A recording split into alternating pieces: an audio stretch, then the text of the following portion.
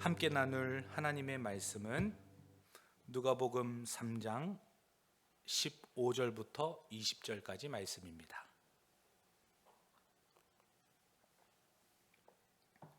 누가복음 3장 15절부터 20절까지 말씀입니다. 다 찾으셨으면 우리 함께 합독하겠습니다. 백성들이 바라고 기다림으로 모든 사람들이 요한을 혹 그리스도신가 심중에 생각하니 요한이 모든 사람에게 대답하여 이르되 나는 물로 너희에게 세례를 베풀거니와 나보다 능력이 많으신 이가 오시나니 나는 그의 신발끈을 풀기도 감당하지 못하겠노라. 그는 성령과 불로 너희에게 세례를 베푸실 것이요 손에 키를 들고 자기의 타작마당을 정하게 하사 알곡은 모아 곡간에 들이고 쭉정이는 꺼지지 않는 불에 태우시리라. 또 그 밖에 여러 가지로 권하여 백성에게 좋은 소식을 전하였으나 분봉왕 헤롯은 그의 동생의 아내 헤로디아의 일과 또 자기가 행한 모든 악한 일로 말미암아 요한에게 책망을 받고 그 위에 한 가지 악을 더하여 요한을 옥에 가두니라. 아멘. 누구를 바라보고 있는가? 라는 제목으로 말씀을 전하고자 합니다. 우리 모든 예수 믿는 사람들은 기다리는 존재입니다. 예수 그리스도의 다시 오심을 기다리는 존재이죠. 뿐만 아니라 삶의 문제들이 해결되기를 기다리는 자이기도 합니다. 신앙적인 부분에서도 기다리는 자이고 실제적인 삶의 양식에 있어서도 문제가 해결되기를 기다리고 또 우리의 마음이 회복되기를 기다리고 어려운 현실이 바뀌기를 기다리며 인내하는 사람들이다라는 거예요. 흔히들 백마탄 왕자님을 기다리는 우리 결혼 정년기의 여성분들이 있을 수 있어요. 또 현모양처와 같은 아름다운 돕는 배필을 기다리는 분도 계시지 않겠어요? 우리 자녀들은 방학 중이니까 개학을 기다리고 있겠죠. 아니에요. 어머, 고개를 막 절레절레 하는데요. 친구들과 놀 수 있고 더 이상 심심하지 않아도 되니까 얼마나 또 좋아요. 표정이 별로 안 좋은 거 보니까 그래도 방학이 좋은가 보죠? 네, 우리는 기다리는 자들이에요. 신앙적으로나 실제적인 삶의 모습 속에서 인내하고 기다리며 또 상황이 변화되기를 기도하고 있다라는 거죠. 오늘 본문의 이스라엘 백성들도 오랜 시간을 기다린 사람들이에요. 누구보다 간절한 마음으로 기다렸습니다. 오랜 세월 동안 로마의 압제를 받았고 그 로마의 통치 아래에서 얼마나 노심초사하고 마음을 졸이면서 오랜 시간을 보냈겠어요? 여호와 하나님의 말씀과 그 율법을 준수하면서 지키면서 살아가지만 정의가 무너져 있는 이 시대, 하나님의 말씀보다는 로마의 통치와 다른 권력과 힘에 눌려서 살아가고 있는 그러한 상태, 그런 어려움 속에서도 침묵하시고 응답이 없으시는 하나님, 얼마나 그 마음속으로도 어렵고 실제적인 삶으로도 어렵고 신앙적으로도 얼마나 어려웠겠어요. 말라기 선지자 이후에 이 세례 요한이 등장하기까지 약 400년이라는 시간이 암흑기다, 침묵기다, 중간기다, 우리가 이렇게 얘기하지 않습니까? 이스라엘 백성들은 말라기 선지자 이후로 400년 동안이나 간절히 기다리고 있었던 거예요. 제사를 드리고 하나님 앞에 종교적인 행위는 했지만 하나님의 임재가 없고 주님의 영광이 나타나지 않고 말씀하지 않는 가운데 침묵하시는 하나님, 그 가운데 믿음으로 바라보면서 하루하루를 살아가고 있었던 이스라엘 백성들, 막 여러 가지 환경적인 상황들을 다 보았을 때 누구보다도 이스라엘 백성들이 기다리는 사람들이었다라는 거예요. 그 기다림 속에서 한 사람이 등장을 하는 겁니다. 세례 요한이 등장을 한 거예요. 하나님이 우리 민족을 버리셨다. 400년 동안 아무 선지자가 일어나지 않았고 아무 말씀도 없었다. 불안에 떨고 있는 이스라엘 백성들에게 세례 요한이 등장을 한 거예요. 와, 얼마나 이스라엘 백성들 입장에서는 세례 요한이 위대해 보이고 또 존경스럽고 진짜 하나님이 보내신 메시아인가? 그리스도인가? 이러한 생각들을 자연스럽게 하지 않았겠어요? 요한은 강력했습니다. 막 세례를 선포하고 회개를 전하고 하나님 나라를 예비하는 그 길이 얼마나 담대하고 자신감이 넘쳤는지 많은 사람들이 세례 요한에게 와서 세례를 받고 그의 가르침대로 살아가려고 했었던 많은 무리들을 우리가 보고 있잖아요. 말씀의 능력이 있었고 너무나도 담대했어요.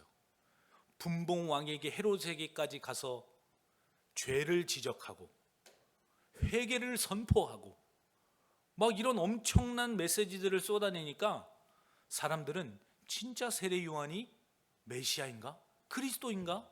이런 마음을 자연스럽게 갖게 되었다라는 겁니다. 사랑하는 성도 여러분, 오늘 본문 말씀은 우리에게 묻고 있습니다. 우리도 기다리는 인생을 살아가고 있잖아요. 그 기다림 속에서 우리는 누구를 메시아로 착각하고 있는가? 이 오랜 기다림 끝에 우리는 과연 무엇을 붙들고 지금 살아가고 있는가라는 거예요. 사람을 붙드는 것도 아니고 환경을 붙드는 것도 아니고 어떠한 제도나 성공이나 눈에 보이는 것이 우리의 구원을 이루어주는 것은 아니죠.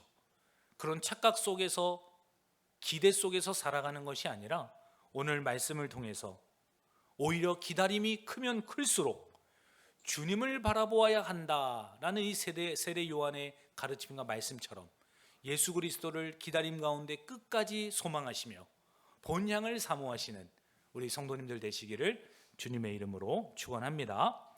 오늘 본문 말씀 15절 우리 한 번 더 읽어볼게요. 시작.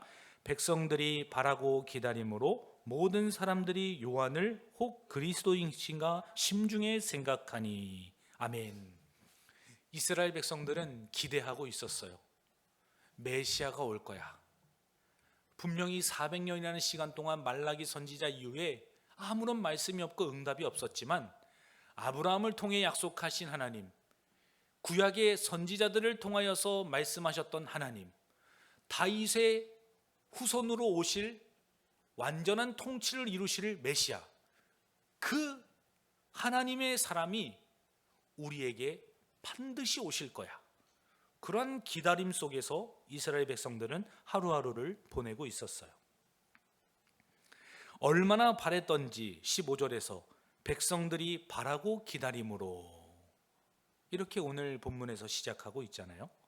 그런 가운데 세례 요한을 바라보니 그리스도라고 생각하는 게 너무나도 당연했던 것 같아요. 요한복음 1장 19절 말씀에서도 유대인들이 예루살렘에서 제사장들과 레위인들을 요한에게 보냅니다.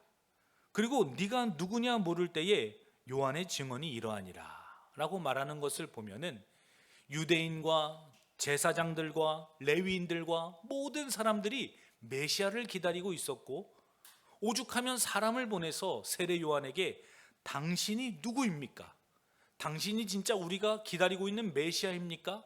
이러한 질문들을 쏟아내었던 것을 보았을 때 이들의 간절한 기대와 소망은 메시아에 대한 출현, 그분의 오심이었다라는 거예요. 요한의 능력을 보니까 당연히 오해를 한 겁니다. 너무나도 로마에 대한 압제와 외부 나라로부터 압박과 또 종교적인 어려움과 이러한 이스라엘 백성들이 하나 되지 못하는 모습들, 또 하나님의 응답이 없고 침묵이 이어져 있는 오랜 시간들, 이런 것을 대하면서 고통이 너무나 크니까 이 해결자를 찾는 이스라엘 백성들의 모습을 보게 하신다라는 겁니다. 사랑하는 성도 여러분, 예수님께서 오시고 난 이후로 2026년이라는 시간이 지났어요.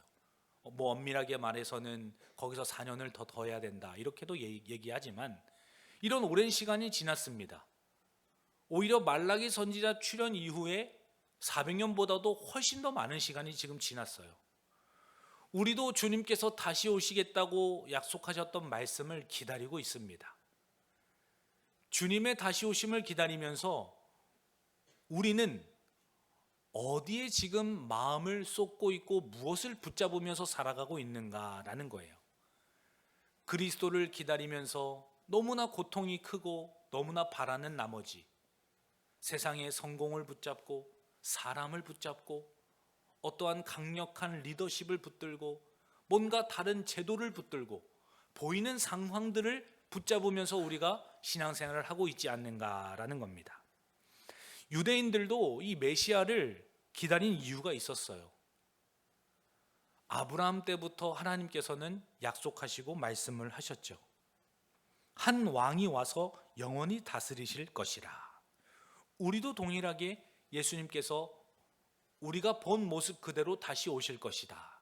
똑같이 우리도 그리스도를 기다리고 있는 그런 마음의 상태다라는 거죠. 사무엘하 7장 12절과 13절입니다. 내 수완이 차서 내 조상들과 함께 누울 때에 내가 내 몸에서 날 내 씨를 내 뒤에 세워 그의 나라를 견고하게 하리라. 그는 내 이름을 위하여 집을 건축할 것이요 나는 그의 나라 왕위를 영원히 견고하게 하리라. 이 이스라엘 백성들은 메시아를 기다리고 있었던 거예요. 바라고 기다림으로 이렇게 오늘 15절에서 시작하지 않습니까? 그러나 그들의 삶은 현실적으로 볼 때는 너무나 어두웠다라는 겁니다. 특히 제사장들과 레위인들은 더 절박했어요. 성전은 버젓이 있었습니다. 그러나 하나님의 영광이 보이질 않아요. 주님의 임재가 느껴지지도 않고 제사를 받아주시는 하나님의 그 위엄과 임재가 전혀 없었기 때문에 얼마나 제사장들과 레위인들이 더 주님의 오심을, 메시아의 오심을 간절히 기다렸겠는가라는 거예요. 그 기다림의 절정에 이르렀을 때 세례 요한이 오늘 등장하는 것입니다. 말씀의 능력이 있었고 죄를 책망했으며 사람들은 그에게서 메시아의 가능성, 그 메시아의 그림자를 보았던 것이에요. 그래서 혹시 당신이 그리스도이십니까? 이렇게 물어보고 있다는 것이죠. 오늘날 교회의 모습을 보면 지도자들이 추앙을 받고 지도자들이 강력한 권력을 행사하는 것을 보게 됩니다. 능력 있는 리더를 보았을 때 우리는 흔히 착각을 해요. 마치 주님을 섬기듯이 담임 목사님을 섬기고 뭔가 영향력이 있는 리더십이 있는 영적 지도자들을 우리가 섬기는 것을 보지 않습니까? 이스라엘 백성들도 그러한 어려움과 위험 속에 있었다라는 겁니다. 하나님의 통치보다 눈에 보이는 지도자를 원했던 거예요. 하나님께서 오랜 선지자를 통하여서 이미 말씀하시고 약속하셨던 그 기다림이 너무나 큰 나머지 세례 요한을 보고 메시아로 착각하는 그 우를 범하지 않습니까? 뿐만 아니라 이스라엘 백성들은 사무엘 선지자를 바라보면서도 마치 하나님을 바라보는 것 같이 그 경외함과 존경심은 너무 아름다운 거죠. 그러나 사무엘이 이제 늙고 죽게 되자 그들은 불안에 떨어서 왕을 세워주십시오 그렇게 이야기하지 않았어요. 하나님의 다스림을 받는 사람들이 눈에 보이는 사람들이 없어지자 우리를 통치할 왕을 세워주십시오 라고 말했던 그 이스라엘 백성들과 오늘 본문에 있는 유대인들과 오늘을 살아가고 있는 우리의 모습이 별반 다르지 않다라는 거예요. 우리는 신앙생활을 하면서 강력한 지도자를 원하고 정말 마치 예수님과도 같은 그러한 목회자를 원하는 마음들이 있어요. 그것이 잘못됐다는 것이 아닙니다. 그러나 예수 그리스도보다 오히려 더 높은 위치에 있다거나 우리가 착각에 빠져서는 안 된다라는 거예요. 기다림 속에서 진짜 그리스도를 마음에 두고 상황과 사람과 환경을 바라보는 것이 아니라 그분의 다시 오심을 마음속 깊은 곳에서부터 간절히 기다리시고 소망하시며 예수 그리스도를 바라보시는, 오히려 환경들과 사람을 통하여서 그리스도를 바라보시는 우리 성도님들 되시기를 주님의 이름으로 간절히 축원합니다. 우리도 종교적인 열심을 가지고 그것이 마치 구원이라고 붙들 때 착각하게 돼요. 사람을 붙들 때에 우리도 착각하게 됩니다. 대형교회 보십시오. 예수 믿는다는 것보다 저는 어느 교회 출석합니다, 이것이 오히려 더 훈장같이 여겨지고 고백하는 사람들을 보게 돼요. 저기 지하에 있는 교회나 작은 교회 다니면 교회 이름도 잘 얘기를 하질 않아요. 이러한 착각 속에 우리가 빠져서 살아가고 있지는 않는가? 오늘 말씀을 통하여서 우리가 돌아보아야 한다라는 겁니다. 참된 믿음은 기다림 속에서도 그리스도를 놓지 않는 것이에요. 내가 진짜 예수님을 기다리고 있는가? 주님의 다시 오심과 그 신랑 되신 주님과 내가 대면하는 그 주님의 날을 내가 열망하고 있는가? 그곳을 오늘 돌아보시는 그런 은혜와 축복이 있기를 주님의 이름으로 간절히 축원합니다. 우리는 기다리면서 무엇을 해야 합니까? 세례 요한의 삶을 통해 우리는 깨닫게 됩니다. 기다리면서 겸손해야 한다라는 거예요. 우리가 신앙생활 하면서 예수 그리스도의 사람으로 하나님의 자녀로 살아갑니다. 그때 우리의 의를 드러내거나 우리의 교회를 자랑하거나 다른 환경을 드러내는 것이 아니라 겸손하게 나는 그분의 신발끈을 매는 것도 부족한 존재입니다, 저는 쇠하여야 하겠고 그분만이 흥하여야 합니다, 이렇게 아름답게 겸손을 고백했던 세례 요한의 삶처럼 우리가 주님을 기다리는 이 신앙의 삶 또한 겸손으로 살아가야 한다라는 거예요. 이어서 16절과 17절 우리 함께 말씀을 읽습니다. 요한이 모든 사람에게 대답하여 이르되 나는 물로 너희에게 세례를 베풀거니와 나보다 능력이 많으신 이가 오시나니 나는 그의 신발끈을 풀기도 감당하지 못하겠노라.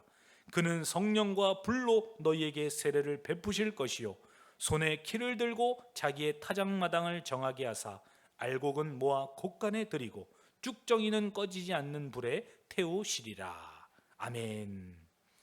세례 요한은 당신이 메시아입니까? 라는 그 질문 앞에 단호하게 이야기하는 거예요. 저는 메시아가 아닙니다. 저는 물로 여러분들에게 세례를 베풀 뿐이지만 그분은 나보다 능력이 더 많으셔서 진짜 하나님의 아들이시며 메시아로 오셔서 성령과 불로 여러분들에게 세례를 베푸실 것입니다. 저는 그분의 오실 길을 예비하는 자입니다. 이 겸손하게 그리스도의 오심을 기다리는 세례 요한의 모습을 보게 된다라는 거예요. 요한은 철저하게 자신을 낮추고 그리스도를 높이고 있는 것입니다.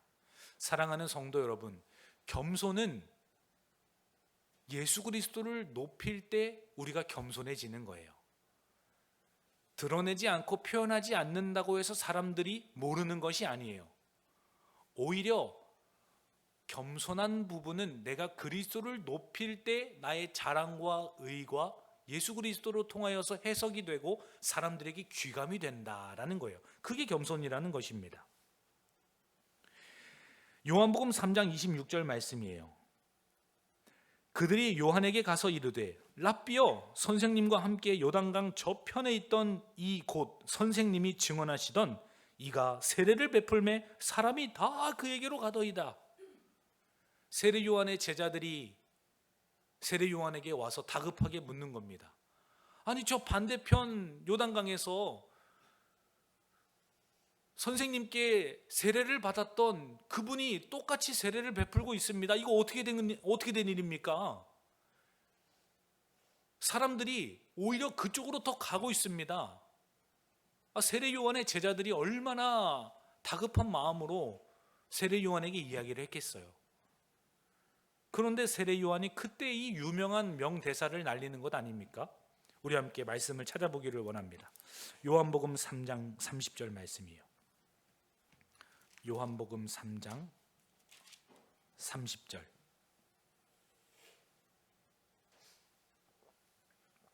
함께 읽습니다.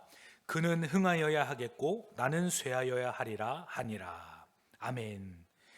나는 그리스도도 아니요 그의 앞에 보내심을 받은 자라고 한 것을 증언할 자는 너희다. 오히려 나를 통하여서 그리스도가 예비되고 있다고 너희들은 사람들에게 이야기를 해야 한 존재들이지, 그분을 비하하거나 깎아내리거나 너희들이 슬퍼하거나 그 어려운 마음들을 간직할 필요가 없다. 우리는 그분을 높이고 그분 앞에서 겸손해야 하는 존재들이다. 세례 요한은 겸손을 예수 그리스도를 높이는 방법으로 드러내는 것이다 라는 거예요. 사람들이 칭찬을 합니다. 아, 너 공부 잘하는구나. 진짜 헌신 많이 하고 열심히 하고 봉사하는구나. 이렇게 칭찬을 해요. 그러면 그때 아이고 아닙니다. 말을 줄이는 사람들이 있어요. 그것은 겸손이 아니에요. 오히려 그러한 칭찬을 듣거나 사람들이 격려를 할 때 주님께서 힘을 주시고 능력을 주시고 또 사랑하는 마음을 주셔서 제가 이렇게 할 수 있는 겁니다. 주님이 아니면 저는 아무것도 아닌 존재예요. 오히려 그 상황 속에서 그리스도를 높이는 것, 그것이 진짜 겸손이다라는 겁니다. 우리가 예수 그리스도를 기다리면서 겸손의 삶을 살아야 해요. 그것이 주님께서 원하시는 모습이고 세례 요한의 삶을 통하여서 우리가 배워야 할 삶의 자세다라는 겁니다. 사랑하는 성도 여러분, 주님을 기다리면서 겸손하게 살아가시기를, 그리스도를 높이는 삶을 사시기를 주님의 이름으로 간절히 축원합니다. 세례 요한은 물로 세례를 주었지만 주님께서는 성령과 불로 세례를 줄 것이다 라고 말씀하셨어요. 성령과 불로 세례를 준다는 말이 무슨 의미입니까? 알곡과 쭉정이에 대해서 이어서 말씀하시죠. 그것이 17절의 말씀 아닙니까? 17절의 말씀을 우리가 보았을 때 주님께서 성령과 불로 세례를 베푸신다는 이 말씀은 알곡에게 성령에게 주시는 세례와 불이 있다는 거예요. 하나님께서 택하시고 또 예수 그리스도를 믿는 자들 가운데 하나님께서 성령을 주시고 또 초대교회 사도행전을 보면 불의 혀와 같이 그들이 방언을 하고 성령의 능력을 받는 것을 보게 되지 않습니까? 나는 물로 여러분에게 세례를 주지만 그분은 성령으로 세례를 주시고 불을 주십니다. 그것을 기다리면서 그분을 사모하며 겸손하게 살아가십시오. 이렇게 이야기하지 않습니까? 그 실제적으로 그 능력이 사도행전 2장 3절과 4절에서 나타납니다. 우리 함께 말씀을 찾아보기를 원합니다. 사도행전 2장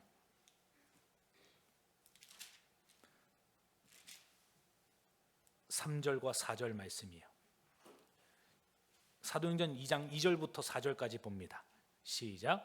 호련히 하늘로부터 급하고 강한 바람 같은 소리가 있어 그들이 앉은 온 집에 가득하며 마치 불의 혀처럼 갈라지는 것들이 그들에게 보여 각 사람 위에 하나씩 임하여 있더니 그들이 다 성령의 충만함을 받고 성령이 말하게 하심을 따라 다른 언어들로 말하기를 시작하니라. 아멘.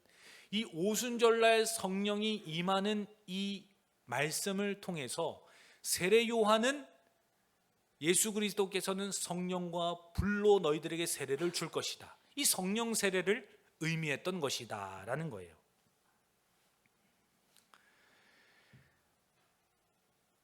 세례 요한은 예수 그리스도를 높임으로 겸손하게 신앙생활을 합니다. 우리도 예수 그리스도를 믿으면서 겸손하게 살아야 해요. 겸손은 곧 예수 그리스도를 높이는 방법으로 드러나야 한다라는 거예요. 이 겸손이라는 것은 선택이 아닙니다. 필연적인 열매이자 결과예요. 예수를 믿는다. 그분을 통하여서 내가 성령 세례를 받고 성령의 내주하심을 경험하고 새로운 생명을 얻었다. 그런데 어떻게 겸손하지 않을 수가 있어요?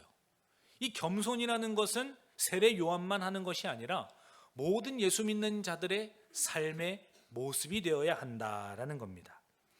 겸손은 나를 비하하는 게 아니에요. 하나님께 의존하는 자세, 그분을 높이는 고백, 이러한 것이 바로 진정한 겸손이다라는 겁니다. 왜냐하면 우리가 높아져서 구원받는 것이 아니기 때문이에요. 오히려 우리 때문에 낮아지신 그리스도를 통하여서 우리가 생명을 얻었기 때문에, 이 죄와 사망으로부터 건짐을 받았기 때문에 우리가 사는 존재들이죠. 그러므로 예수 그리스도를 높이고 겸손하게 그분의 말씀에 순종하면서 살아가는 것, 그것이 우리의 필연적인 삶의 모양과 양식이 되어야 한다라는 겁니다. 사도 바울도 동일하게 고백합니다. 고린도전서 4장 7절 말씀이에요. 누가 너를 남달리 구별하였느냐? 내게 있는 것 중에 받지 아니한 것이 무엇이냐? 내가 받았은즉 어찌하여 받지 아니한 것 같이 자랑하느냐? 작고 사소한 것일지라도 하나님께로부터 우리가 나왔음을, 받았음을, 운영되고 살아가고 있음을 고백한다는 것은 너무나도 자연스러운 것이에요. 예수 그리스도를 기다리는 자들은 겸손하게 사는 것은 필연적인 열매이다라는 겁니다. 사랑하는 성도 여러분, 우리의 신앙은 누구를 드러내고 있습니까? 그리스도를 드러내고 있습니까? 아니면 나를 증명하거나 나의 자랑을 드러내고 있는 모습으로 신앙생활이 표출되고 있는가라는 거예요. 저는 예수 믿고요, 좋은 대학을 갔습니다. 저는 예수 믿고요, 병의 고침을 받았어요. 저는 예수 믿고요, 부와 명예를 얻었습니다. 저는 예수 믿고요, 완전히 다른 삶을 살게 됐어요. 실패한 존재가 성공한 존재가 되었습니다. 이 모든 은혜와 간증들은 다 아름답고 좋은 겁니다. 그러나 그 결과를 보면 내가 변화되었다는 것이고, 내가 잘나게 되었다는 것이고, 내가 복을 받았다는 표현으로 귀결되는 것을 보게 돼요. 나쁜 것이 아니라 진짜 예수 그리스도를 내가 드러내고 있는가? 그 복과 은혜를 통하여서 그리스도를 아름답게 드러내는 자리까지 우리가 나아가야 한다라는 겁니다. 나의 자랑에서 머무는 자들이 아니라 겸손하게 그리스도를 높이고 드러내는 자리까지 순종으로 나아가시는 우리 광문의 성도님들 되시기를 주님의 이름으로 축원합니다. 나의 공로를 말하고 싶을 때에는 오히려 은혜를 말하십시오. 내가 이렇게 된 것이 하나님의 은혜로 가능했던 것입니다. 그렇게 고백을 하는 겁니다. 비교하고 싶을 때마다 이 십자가를 바라보는 것입니다. 내가 저 사람보다 더 낫지? 내가 더 기도 생활 많이 하고 헌신 많이 했더니 내가 더 축복을 빨리 받았지? 뭔가 이러한 비교의식 속에서 나의 축복을 자랑하는 것이 아니라 오히려 그러한 때일수록 십자가를 바라보시면서 아무 공로 없음을 하나님 앞에 고백하는 자들이 되어야 할 것입니다. 남들을 판단하고 정죄하고 왜 신앙생활을 저렇게밖에 하지 못하는가, 그러한 말들을 하고 싶을 때일수록 오히려 판단하는 자리에서 내가 내려와야 하는 것이에요. 하나님이 심판자가 되시고 하나님이 반드시 마지막 날에 그 행위대로 보응하시는 분이시지, 내가 정죄하고 비판하고 판단하는 것이 아니라 주님께서 다스리실 것이지, 오히려 그분의 영광을 드러내면서 겸손하게 나의 삶을 살아가는 것, 그것이 오늘 말씀을 통해 우리가 마음에 새겨야 하는 것이다 라는 겁니다. 우리 옆에 계신 분들과 인사하기를 원합니다. 겸손하게 삽시다, 이렇게 인사합니다. 겸손하게 삽시다. 아멘.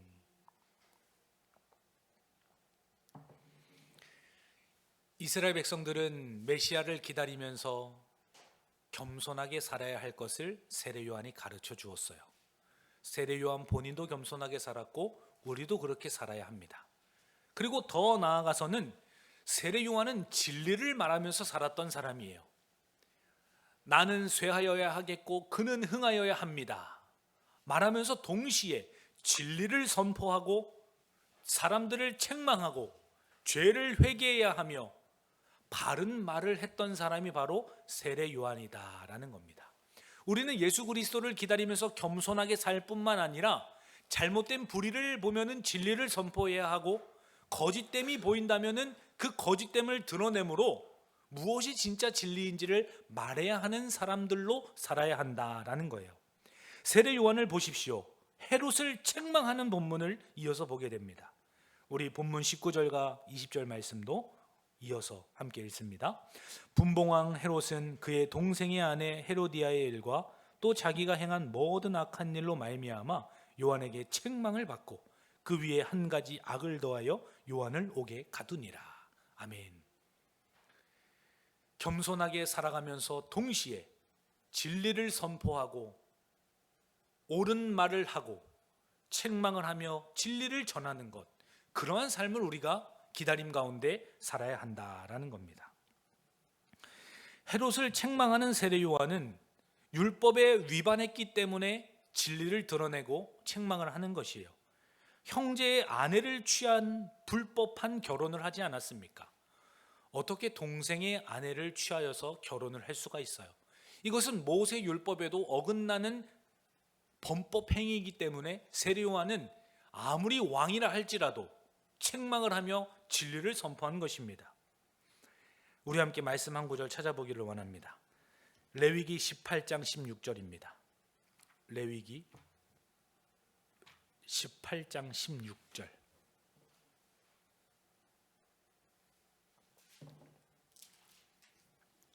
레위기 18장 16절 함께 읽습니다. 나는 내 형제의 아내의 하체를 범하지 말라. 이는 내 형제의 하체니라. 이미 모세 율법을 통하여서 무엇이 죄인지를 하나님께서 유대 백성들에게 가르쳐 주셨어요. 왕이 버젓이 악행을 저지르고 있는데 아무도 책망하지 않고 그것을 문제 삼지 않는 그러한 시대 속에서 공의와 정의가 무너진 이 현실을 세례 요한은 보지 않았습니까? 그러할 때에 진리를 말하면서 헤롯을 책망하는 그러한 사람이었다라는 거예요. 요한의 책망은 사적인 감정으로 한 것이 아닙니다. 하나님의 말씀이 공적으로 무너졌기 때문에, 이 시대 가운데 하나님의 말씀이 영광을 비추지 못하고 존경을 받지 못하고 있기 때문에 그 하나님의 영광과 위엄을 위하여서 진리를 선포한 것이다 라는 거예요. 하나님 나라 앞에서는 왕도 예외가 될 수 없기 때문이에요. 그 어떠한 자도 예외가 없습니다. 율법 아래에 있는 한 모두가 같은 죄인이라는 사실을, 진리를 세례 요한은 선언하고 있는 것이에요. 구약의 왕들도 책망을 받지 않았습니까? 이 나단 선지자도 다윗을 책망했어요. 우리아의 아내를 빼앗았다. 우리아를 전쟁에 내보내서 죽음으로 내몰고 그의 아내 밧세바를 취했다. 나단 선지자가 비유의 말을 통하여서 예화를 들면서 다윗에게 책망을 하고 진리를 선포하지 않습니까? 그것이 사무엘하 12장의 내용이에요. 제가 한 구절만 읽어드리겠습니다. 12장 9절입니다. 그러한데 어찌하여 내가 여호와의 말씀을 업신여기고 나 보기에 악을 행하였느냐? 내가 칼로 햇사람 우리아를 치되 암몬 자손의 칼로 죽이고 그의 아내를 빼앗아 내 아내로 삼았도다. 하나님을 경외하고 그분을 기다리며 그분의 말씀을 맡은 우리들은 이 시대 가운데에도 진리의 말씀을 전해야 된다라는 거예요. 아무리 배우자라 할지라도, 아무리 중직자라 할지라도, 아무리 국가의 한 원수이자 대통령과 위정자라 할지라도 우리는 잘못된 것은 잘못된다고 말할 수 있는 그 진리의 편에 서는 주님의 공의의 사람들이 되어야 한다라는 겁니다. 더 나아가서 엘리야 선지자도 아합 왕을 향하여서 책망하고 질책을 하였어요. 우상을 숭배하며 악행을 저지른 아합 왕을 책망하지 않았습니까? 나봇의 포도원을 차지하기 위하여서 살해하였던 이 이세벨과 아합 왕을 책망하는 이 엘리야의 모습.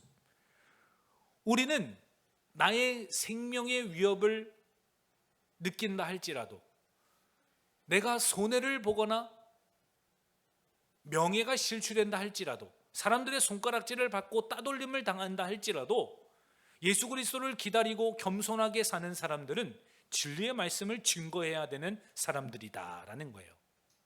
그것이 하나님의 공의와 사랑을 드러내는 길이고, 그 상대방이 하나님께 돌이키고 회개할 수 있는 통로가 되기 때문이에요. 그러므로 진짜 주님을 사랑하고 상대방을 사랑한다면 우리는 진리의 말씀을 때로는 지혜롭게 전해줄 수 있는 그리스도의 마음과 넉넉함이 또한 있어야 한다라는 겁니다. 세례 요한도 마찬가지로 구약의 마지막 선지자로서 동일한 사명을 수행하고 있는 것이다 라는 거예요. 세례 요한만이 그러한 것이 아니라 구약의 선지자들도, 믿음의 사람들도 동일하게 진리의 말씀을 선포했던 사람들이다 라는 겁니다. 회개의 제사함을 선포한 세례 요한에게 헤롯은 한 가지 악을 더하였다라고 오늘 본문에서 20절에서 말씀합니다. 회개할 수 있는 기회가 주어졌어요. 오히려 세례 요한의 말을 듣고 죄를 자복하면서 돌이킬 수 있었습니다. 그러나 헤롯 왕은 세례 요한을 옥에 가둬버려요. 진리를 말하는 자들을 핍박하고 옥에 가두고 이 하나님의 진노를 쌓는 그 악을 더하는 모습을 보게 됩니다. 진리를 침묵하게 만들어 버리는 거예요. 사랑하는 성도 여러분, 나는 듣기 싫은 말씀을 피하고 있지는 않습니까? 주님께서 나를 책망하시고 성령께서 내 안에서 말씀하시고 또 교회의 지도자들과 설교 말씀을 통하여서 우리를 책망하실 때 우리는 어떠한 자세로 하나님 앞에 서 있는가라는 거예요. 합리화하면서 문제를 덮는 것이 아니라 적극적으로 수용하고 주님의 뜻이 무엇일까? 그분의 가르침이 무엇일까? 우리는 겸손하게 그 진리 앞에 서는 자들이 되어야 한다라는 겁니다. 자존심의 문제가 아닙니다. 우리의 명예의 문제가 아니에요. 나의 삶이 진리 가운데 거하고 진리를 선포하고 있는가? 그것을 주님 앞에서 돌아보시고 돌아오는 주일까지 주님을 기다리는 사람답게 겸손하게 진리를 선포하는 주님의 사람답게 영광에 동참하시고 살아가시는 그런 은혜와 축복이 있는 성도님들 되시기를 주님의 이름으로 축원합니다. 잠언 27장 5절 말씀에도 면책은 숨은 사랑보다 나으니라 라고 말해요. 진짜 사랑한다면 면책을 숨기는 것이 아니라 면책함으로 그 사랑이 표현됨을 가르쳐 줍니다. 참된 회개는 성찰에서 끝나지 않습니다. 겸손의 자세로 또 진리를 선포하는 삶으로 진짜 회개의 삶은 그렇게 변화됩니다. 그리스도를 바라보는 자리로 주님께서 우리를 인도하세요. 그 자리로 나아가서 기다림 가운데 겸손하게 그리스도를 바라보고 또 겸손하게 진리의 말씀을 선포하고 그러한 저와 우리 광문교회 되기를, 우리 성도님들 되시기를 주님의 이름으로 축원합니다. 주님께서는 성령과 불로 우리를 새롭게 해 주셨어요. 세례 요한의 예언처럼 우리 가운데도 하나님께서 성령과 불로 세례를 베풀어 주셨습니다. 그러한 새롭게 하신 그리스도를 바라보시면서 남은 한 주도 그리고 남은 신앙의 여정도 살아가시기를 주님의 이름으로 간절히 축원합니다. 하나님 아버지 감사합니다. 우리는 기다리는 존재들이면서 누구를 바라보고 있는지 오늘 함께 나누었습니다. 진정으로 예수 그리스도를 바라보면서 사람과 환경이나 제도나 성공이나 그 어떤 것을 바라보며 착각하는 자들이 아니라 그리스도 안에서 주님을 바라보며 겸손하게 진리를 선포하며 믿음의 여정을 걸어가는 우리 모든 성도들 되게 하여 주옵소서. 감사드리며 살아계신 예수님의 이름으로 기도하옵나이다. 아멘.